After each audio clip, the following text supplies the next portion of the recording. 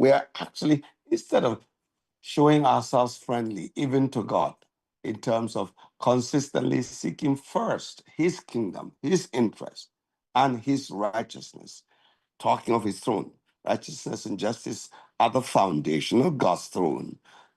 We are looking for what God can give us. What can you do for me? If you do that, all other things will be added unto you. If you do what I said first, not this one that is the wrong one. I'm talking of seeking first the kingdom of God and his righteousness, and all the other things will be added unto you. So it's clear, I hope, for everybody to see that God really wants us to be the kinds of people that make the difference everywhere we go, expressing him.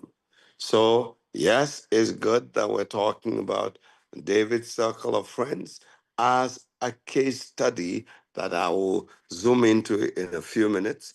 But I just want you to understand the principles first. And then, like I said, the principles undergird the laws that govern the operations of the systems, and that, for lack of a better word, operate the structures of relationship. I hope that's clear enough.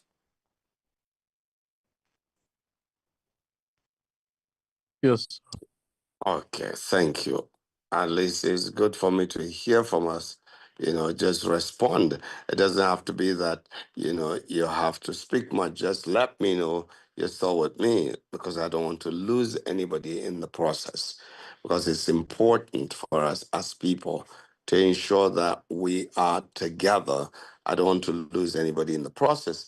I've repeated the whole thing about the principle of relationships, the principle undergirding the laws that govern relationships, that, help us to have the systems to operate the structure of relationships. And I've already said that we will now look at the structure of relationships, and that will help us as people, so that then we go to the one that was used as the main, montage for the whole series on relationships, David's circle of friends. It was just to help us understand the structure and then move on from there. So if we're talking about the structure, of relationships, let me use the one that, I had done in 2016, a book on Do You Have Friends? And then we revised it in 2020, made it Do You Really Have Friends? You should have it before the end of this year for those that don't have, because most people who have will just be because they were working on it. Because at the time it should have been released, there were one or two challenges, including the one who was working on it, as at that time, ending up to go ahead of us. But I don't want to go into that. Let's just move on. So that said, let me zoom in straight. Before I zoom in, because I've noticed quite a number of people have come on, can somebody do just a minute or 2 minute recap? Maybe John or Samuel, quickly. What have you got so far? We started with, Proverbs 16, verse 7.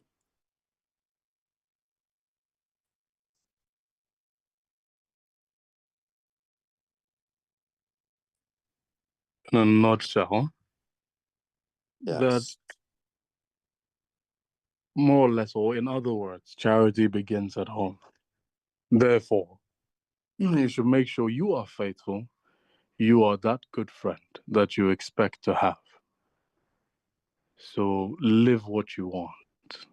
And then it's now proper to now ask for such a friend, because you're already living it. Then we looked at the various scriptures that we saw where excuse me, we having friends which stick closer than a brother. Then I think you touched on, maybe briefly, not really in depth, but the circles of friends, which will We'll be, go to that. yes. Go on. So we looked at, just now you're talking about the book, which is going to be, which we'll put on as well so people can purchase that. Then we look at the outer circle of friends, which are general contacts, if my memory serves me right. Yeah, I'll go into that. Not to worry about that. Okay, It's just the aspect of Proverbs 16, verse 7, where it says, go ahead. Or should I just go ahead?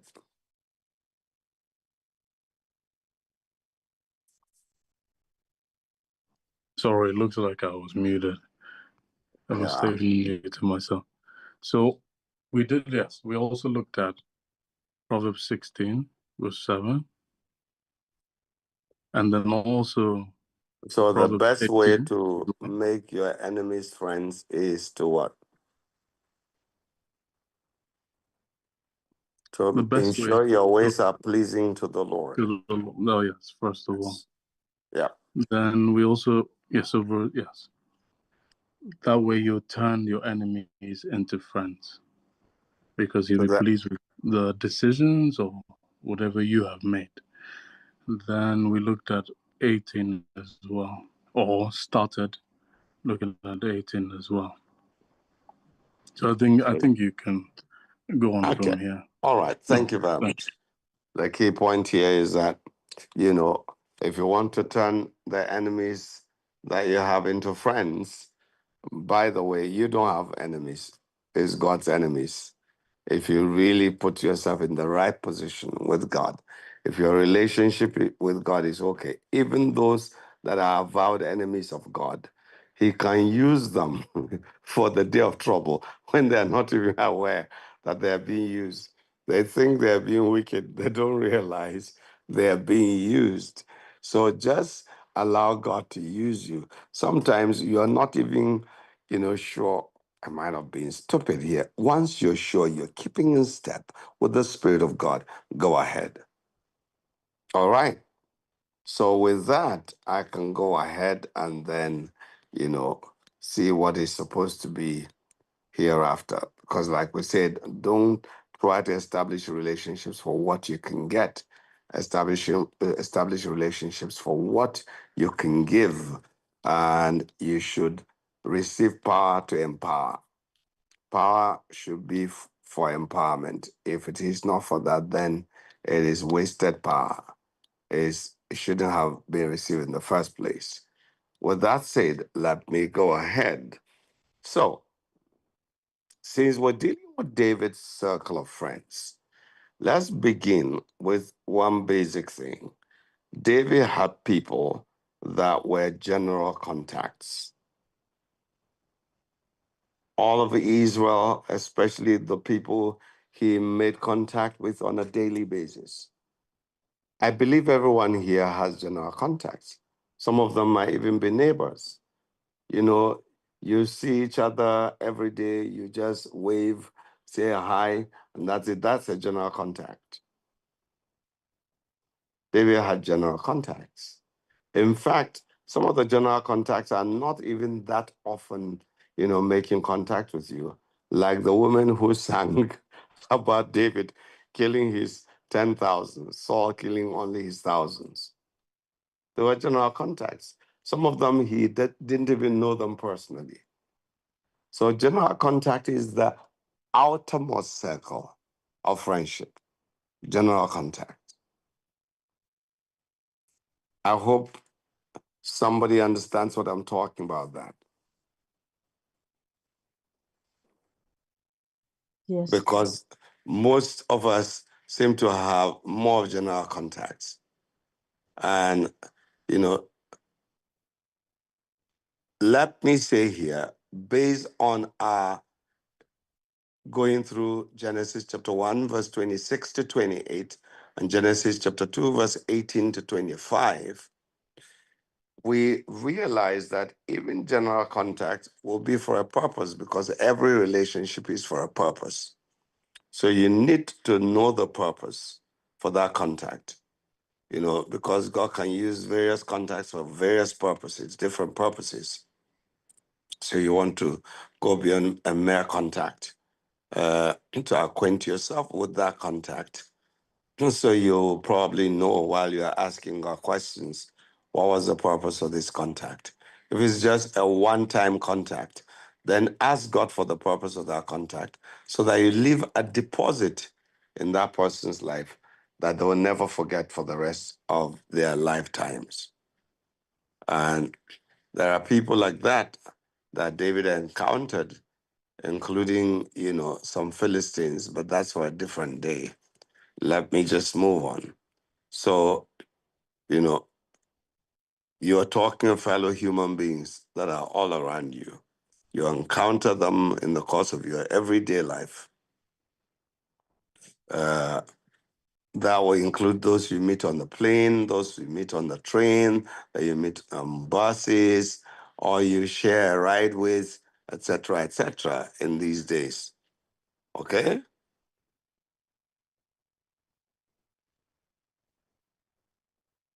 Yes, I, sir. Yes, sir. I was about to say, am I still with everybody here? Are we still together? Because, you go to shopping malls, you go to cinema halls, and you meet people. Those are general contacts. I believe I said enough on that. Now, how about the next cycle? So, what did we say were the number of cycles? 5 cycles of friends, right? Cycles contacts, or 5 circles of relationships. We're talking of structure, so let me leave it at that. 5 circles of relationships. How many circles did I say, please? 5. 5 circles of relationships. So circle number 5, which is the outermost, because the innermost will be the first circle, but the outermost is number 5. I hope that's clear. Number 5 is called what? Somebody help me. General contact. General contacts. Thank you. General contacts. And I've given you an example of how you make contact in your daily life with people. So after that, you now might get some of them because you need to do some things together. You need to go and see them for maybe the same reason you met the first time. Maybe you were in a conference and then you were put in the same working group. Then now you became acquaintances. So the second circle is an acquaintance. An acquaintance. Because you are now meeting them on a more regular basis. And, maybe you go to the same fellowship meetings